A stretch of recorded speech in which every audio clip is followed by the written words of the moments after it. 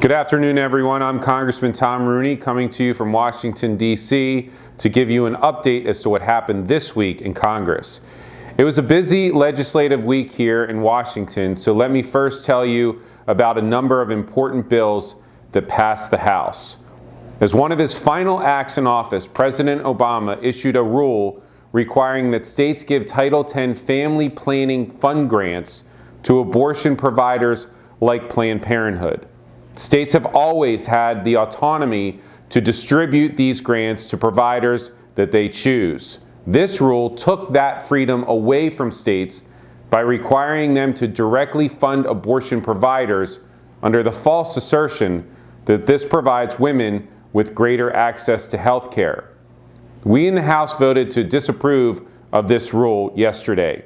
What people seem to forget is that for every Planned Parenthood facility in the United States, there are 20 federally funded community health centers that stand ready and eager to provide those health services to women, and they don't perform abortions. States should be able to make their own health care decisions, and by passing this resolution, we return that power to the states where it belongs.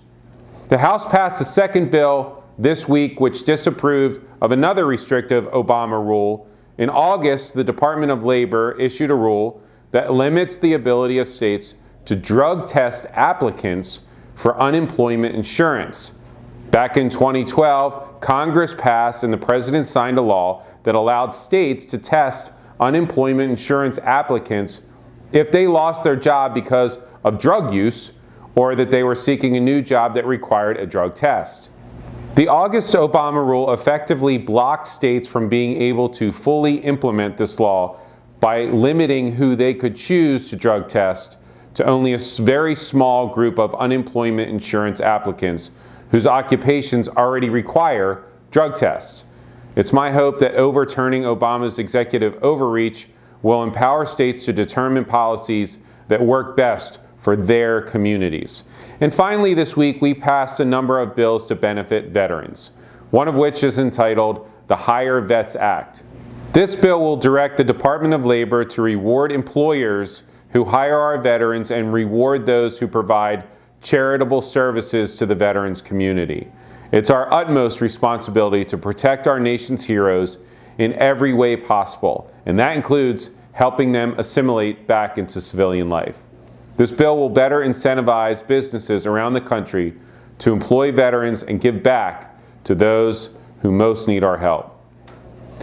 And last but not least, I co-sponsored the House companion of a Senate bill supported by John McCain and Marco Rubio regarding sanctions on Russia. This bipartisan bill would give Congress 120 days to act on any sanctions relief proposed by the administration. We must be very careful before we lift any sanctions against Russia. We don't want to reward Russia's bad behavior throughout the world. Vladimir Putin is not an ally of America and would enjoy nothing more than a weakened United States. That is his goal. This bipartisan bill stresses to Putin that until Russia changes its behavior, Congress will not support alleviating or lifting any of the sanctions placed upon his corrupt regime. Again, I'm not going to sit by and help Putin weaken this country. Thank you for taking the time to listen to this report on what happened this week on Capitol Hill. I hope that you all have a great President's Day weekend, and God bless.